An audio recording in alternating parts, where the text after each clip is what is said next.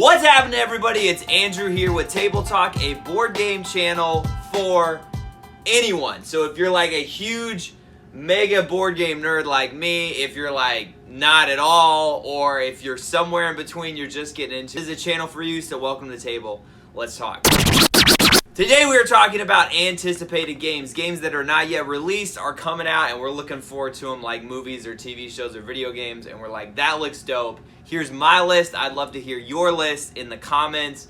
Let me know if any of these are shared with you, and let me know if any of these gets you excited like me. Let's get into that list. All right, number 10 is bringing those Hardy Boy vibes, Nancy Drew vibes, if y'all know what I'm talking about, those like old school 40s, 50s, 60s mysteries in a small town. I loved reading those growing up. I mean, even like XYZ mysteries or ABC, whatever they were called, the Boxcar Children. I don't know why they were living in a boxcar, right? But the idea of like a crew getting together in a small town back in the day, solving a mystery, that is this game, and it's bringing it to the table. It's called the Red Cliff Bay Mysteries. Now, I love mystery games. I love escape rooms, but mystery board games are way cheaper, so I'll typically go with that. And me and my wife love doing them, so I'm excited to get into these. We're almost completely done playing all the exit games, which I would highly recommend. So I'm excited for another mystery board game that has a little more story in it, but looks like a lot of fun, coming from Cosmos, Red Cliff Bay Mysteries. Number 9 is kind of an insane game. So it's one of those like movies where you're like, this could either be really dumb or really great. So we'll see. It's coming from Brain Games. They made Ice Cool, and it's called Iron Forest. And here's the pitch, okay? You have a 2-layer like tower, and you're flicking robot marbles that kind of look like the penguins from Ice Cool all the way up, like launching them to attack the other ones. I don't really understand how this works as a strategy game, but I would love to try it. And even if it's just dumb fun, I would love a game like that. You know, have some drinks or some food and just get rowdy and flick little robot marbles at people. I liked Ice Cool. I think it's more of a kid's game, but this seems to be like more geared for adults, more strategy game. And I'm excited because I love that idea of these modular boards and, you know, having a dexterity element, just chucking robots around. It looks dope. Number 9, Iron Force. Number 8 is like frickin' Avatar The Last Airbender goes underwater, meets Aquaman, and it is a narrative storytelling adventure game where you're taking a character, progressing them almost like a video game, and I'm psyched for it. It's called Tidal Blades Rise of the Unfolders. I'm not sure who publishes it, but this game looks like it has incredible art, incredible characters. It almost looks like, you know, Avatar, like a Disney World. It's just really cool world. And the first game was set in the same world. Really cool art, really cool components. But it seemed to not be very adventurous. It was kind of just like, you know, go around and collect stuff. So I never tried it, but I loved the world. And so this game is more you exploring that world. You're like one of the warriors, like a crocodile with a sword or whatever, and you're going out with the crew. You're progressing your hero and traveling the world. It has one of those map books I love, so you don't have to pull out like a million tiles, but you can explore a bunch of different worlds. And it looks to be really interesting, really cool looking, and I'm excited to jump into it. That is my number 8, Tidal Blades Rise of the Unfolder. Number 7 is a type of game I've always wanted to try. I like the idea of it, but I don't like the idea of sitting for 4 to 6 hours and just being extremely strategic. I also don't play with anyone that would want to do that. And it's the idea of these like 4X games, which is like expansion, exterminate, and like 2 other X's. But it's these massive like space games where you're like building an empire and trading and fighting wars like Star Wars. And I've always wanted to play one, but they're always these massive, intimidating, just like way too complex things. So a guy named Roy Canada and Gray Fox, they made a game called Last Light.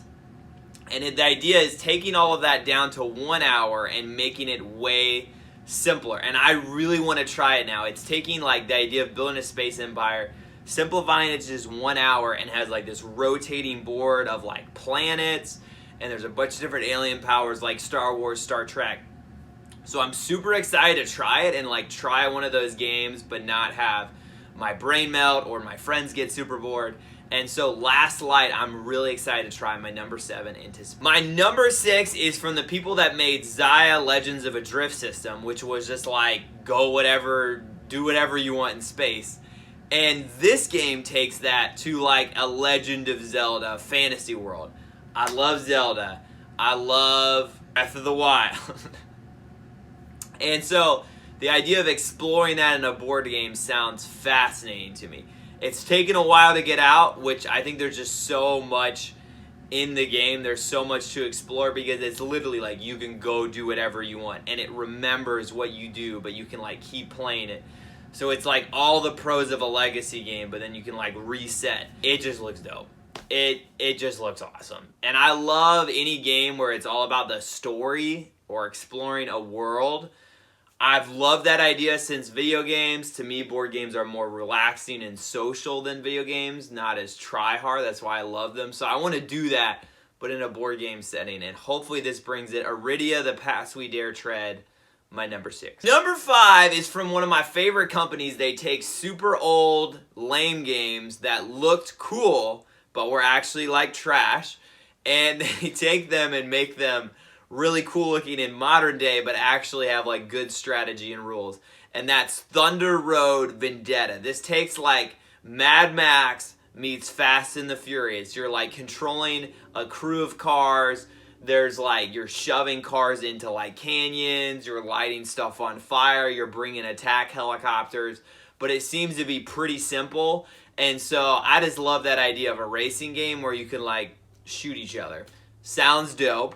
I really want to try it, and that is my number 5 from Restoration Games, Thunder Road Vendetta. My number 4, deep down, massive superhero fan, and I also love a series of games called Zombicide, where you just run around a town, get a bunch of weapons, and just like shoot a ton of zombies. And there's a bunch of different scenarios. Well, they're bringing that to the Marvel world, and as a huge fan of superheroes, I'm excited to have all the different superheroes and just run around the city just bashing zombies. And that is Marvel Zombies. Now, in this game, you can also play as the zombie superheroes and eat people. I want to play the heroes still, and I just want to like freaking destroy some zombies with Iron Man.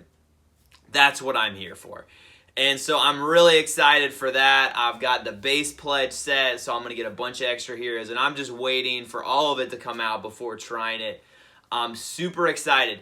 So if you like zombies or you like Marvel and you just want to run around and hit stuff, this is the game for you. Number 4, Marvel Zombies. Number 3 is if for you, if you were like me back in the day, you whipped out your Game Boy Color and you were like going on Pokemon Blue, Red, Yellow. You have 5 minutes, you were playing.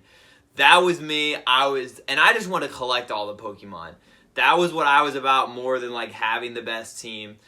And so this game is for you if you were like that. It's called Robomon, so they can't get sued. But it's pretty much like Pokemon the board game. You run around this storybook and explore all these different locations. And you actually get to battle with the Pokemon in like a little strategy game, which I love because let's be honest, the actual Pokemon battles were like mashing A button on your best attack. So this, you actually get to move the Robomon around a board and attack each other. And so I'm just super excited. It says you can play it for 5 minutes or like 500. And so I love the idea of just breaking it out, maybe doing a battle or two, and then hanging it up, checking out that story. I'm really excited for it. Probably will just play this by myself, but that is Robomon, my number 3. Number 2 is from a TV series I've never actually watched. Looks super cheesy, but I'm still super excited for this game. It is Masters of the Universe, the board game, Clash for Eternia. Masters of the Universe, if you're like me, is like He-Man and Skeletor, okay? That's all I really know, and Lil Orko, the floating wizard. But the reason this game looks dope to me is it's a scenario-based game where one person is like controlling all the villains and everyone else is fighting as the heroes.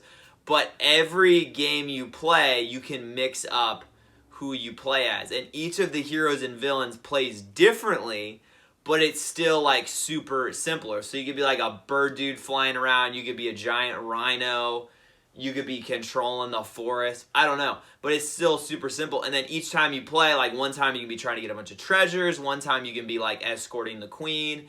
And the villains are trying to pooch. Whatever it may be. And I just love that idea of these different kind of cartoon characters mixing and matching in different scenarios. Them having different abilities and spells and attacks. It sounds dope.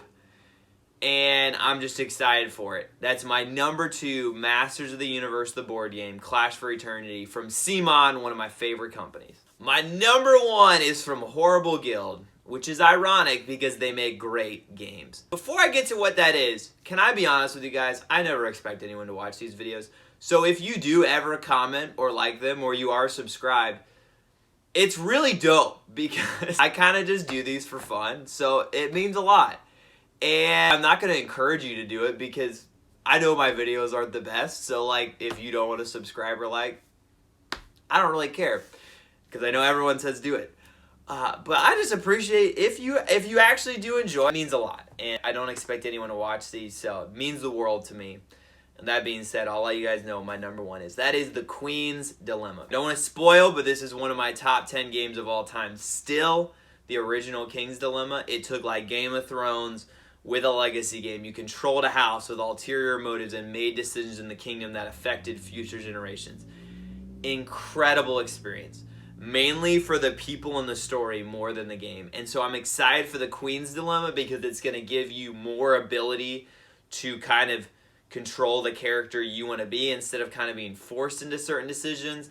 And it's also going to be more evident how you change the kingdom. So I'm just excited for a better version of one of my favorite games of all time. My group cannot wait enough. That is The Queen's Dilemma. With all that being said, I'd love to hear your guys' list, and I'll catch you guys on the flip side.